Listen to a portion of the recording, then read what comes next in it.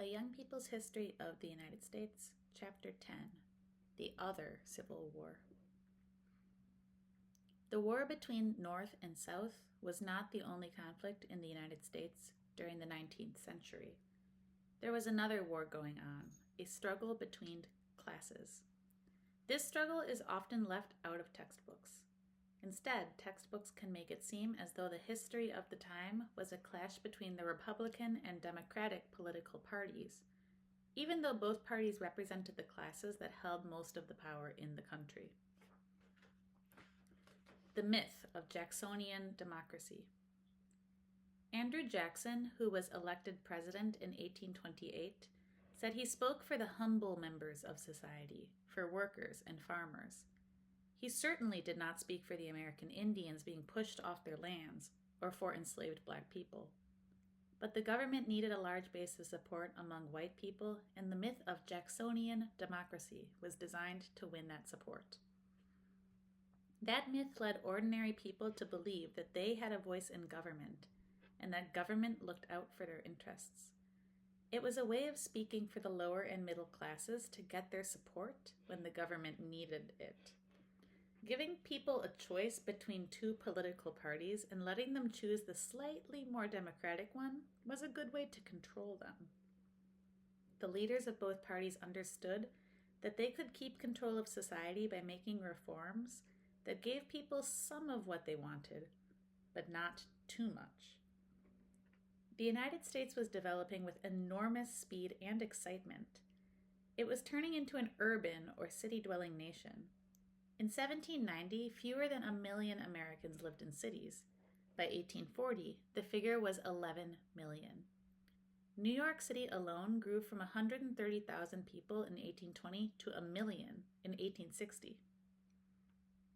Many city dwellers lived in extreme poverty. Working-class families in Philadelphia crowded into apartment buildings called tenements, one family to a room, with no fresh water or toilets.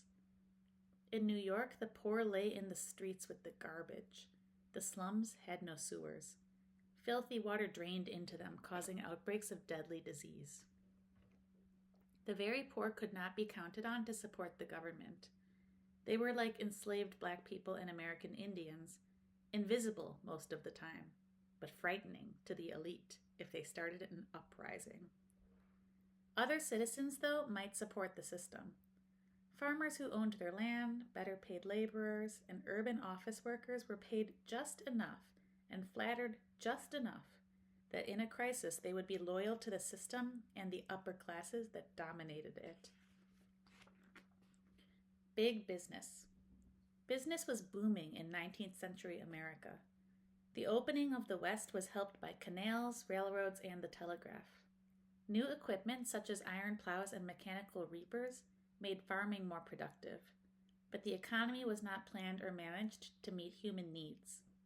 Instead, it was driven by the quest for private profits. It cycled between booms, times of growth and prosperity, and slumps, times of depression and unemployment. To make business more stable and to reduce competition, companies joined together. For example, many railroads merged to form one, the New York Central Line. Companies also controlled competition by agreeing among themselves on the prices they would charge the public for their goods and services. In addition, they got help from the government. During just 7 years in the 1850s, the state and federal governments gave away 25 million acres to railroad companies, along with millions of dollars in loans. On the eve of the Civil War, the men who ran the country were most concerned with money and profit, not the movement against slavery. A preacher named Theodore Parker told his congregation, "Money is this day the strongest power of the nation." But the effort to keep politics and the economy under control did not quite work. From time to time, poor people showed their anger at the crowded cities, long hours in factories operating new industrial machines, high prices, lost jobs, disease, and miserable tenements. In 1827, at a meeting of mechanics, crafts, and trades workers, one young man spoke of how hard it was to make a living and of how many laborers were at the mercy of their bosses. We find ourselves oppressed on every hand. We labor hard in producing all the comforts of life for the enjoyment of others, while we ourselves obtain but a scanty portion, and even that in the present state of society depends on the will of employers.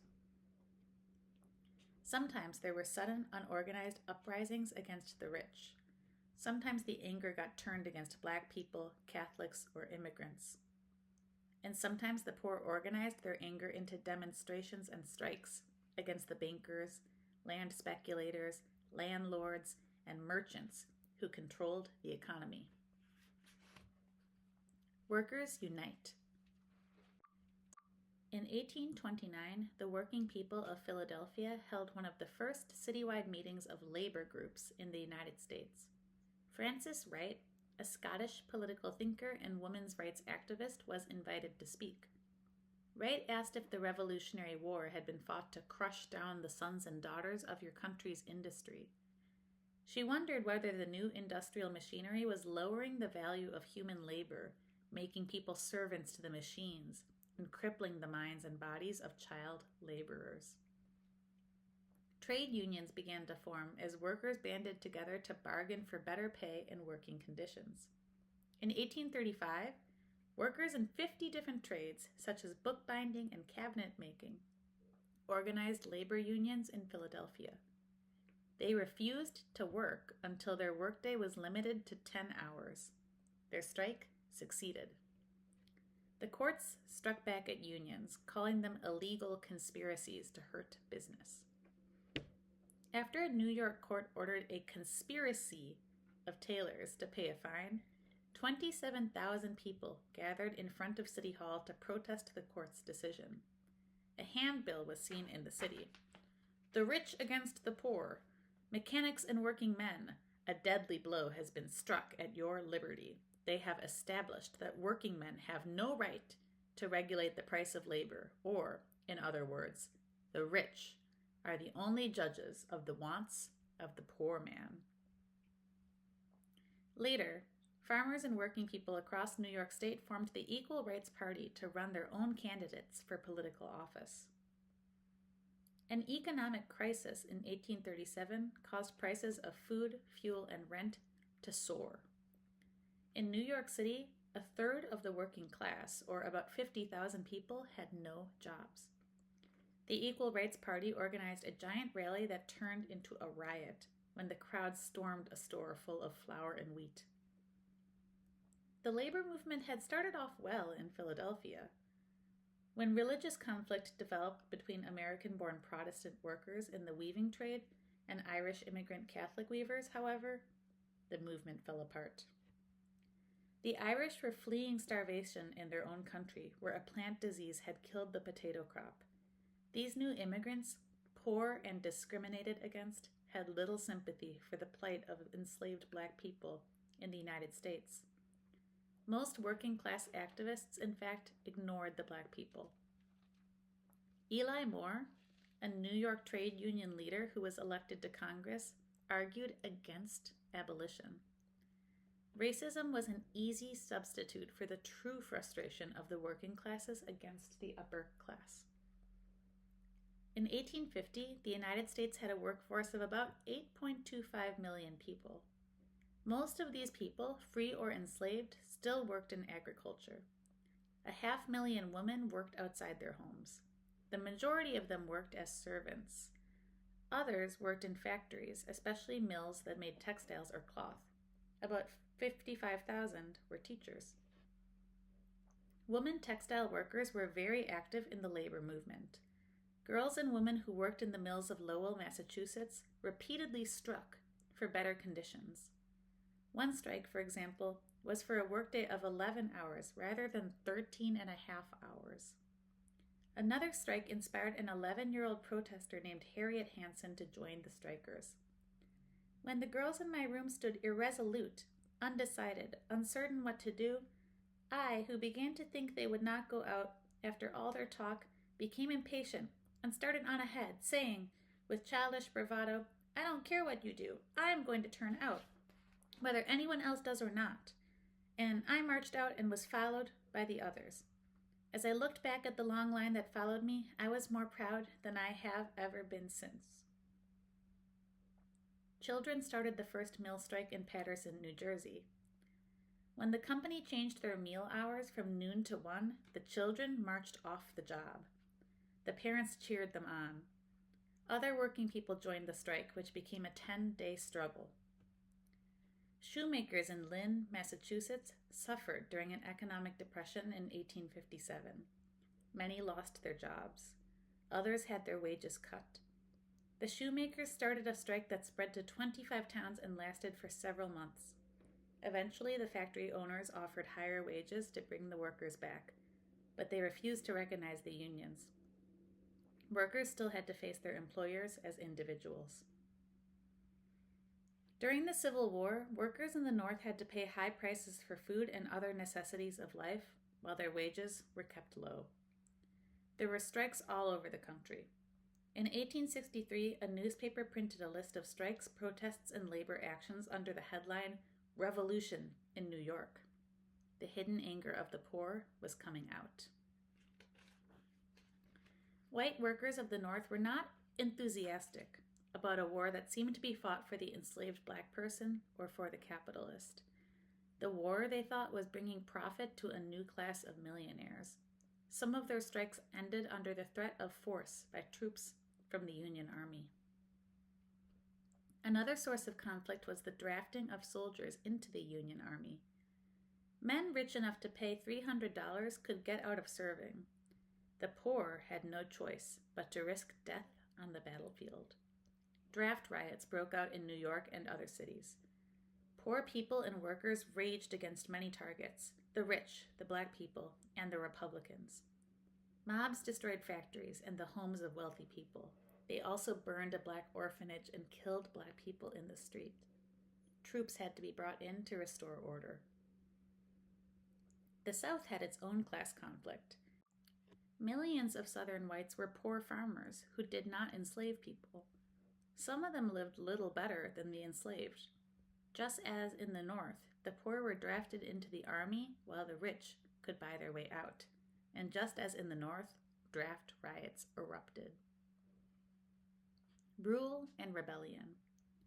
Under the noise of war, Congress and Lincoln made a series of laws that gave business what it wanted. The Morrill Tariff made foreign goods more expensive. This let American manufacturers raise their own prices so that consumers had to pay more for goods. The Contract Labor Law let employers bring in foreign workers who would work in exchange for their passage to the United States. This gave business a source of cheap labor and of strike breakers, people to take the jobs of unionized workers who went on strike. Laws gave mill owners the right to flood other people's property, and other laws gave farmers land to railroad and canal companies. State and federal laws did not even pretend to protect working people. There were almost no health and safety laws. The laws that did exist were not enforced.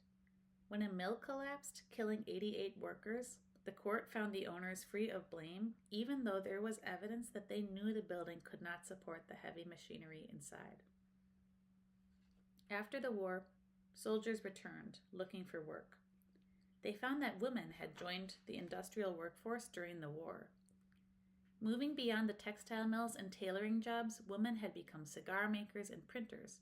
Some of them had their own unions. Black workers, too, formed unions of their own. Another economic crisis struck the country in 1873. It was one of a string of depressions that wiped out small businesses and brought hunger, cold, and death to working people, while the rich remained secure, or grew richer. The Depression continued through the 1870s. Tens of thousands of people lost their jobs, even their homes. Many roamed the countryside looking for food. Desperate people tried to get to Europe or South America. Unemployed workers held mass meetings to demand relief from the government. In 1877, with the country in the depths of the Depression, a series of railroad strikes shook the nation. Railroad workers in Martinsburg, West Virginia, went on strike to protest wage cuts and dangerous work conditions that led to deaths and injuries. They halted train traffic. Federal troops got the trains moving again, but in Baltimore, citizens who supported the strikers surrounded the National Guard armory, hurling rocks at soldiers. The soldiers answered with bullets, killed 10 men and boys.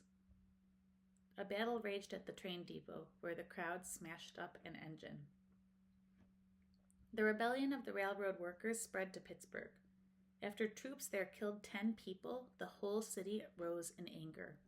Thousands looted the freight cars. Fires and fighting enveloped the city.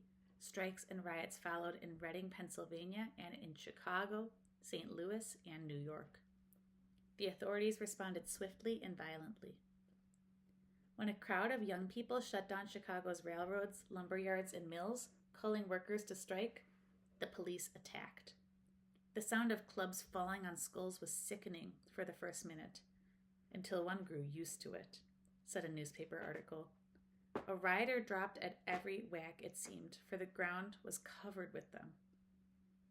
At a peaceful labor meeting in New York, the speaker declared, "Whatever we poor men may not have, we have free speech, and no one can take it from us." Then the police charged, using their clubs. The great railroad strikes of 1877 halted more than half the freight on the nation's rail lines. When they were over, 100 people were dead and 1,000 had gone to jail. 100,000 workers had gone on strike, and countless other unemployed people in the cities had been roused into action. The railroads gave workers a few benefits. They also strengthened their own police forces. Nothing had really changed. Just as Black people had learned that they did not have enough strength to make good the promises of emancipation, working people learned that they were not united or strong enough to defeat the combination of private wealth and government power. But their fight would continue.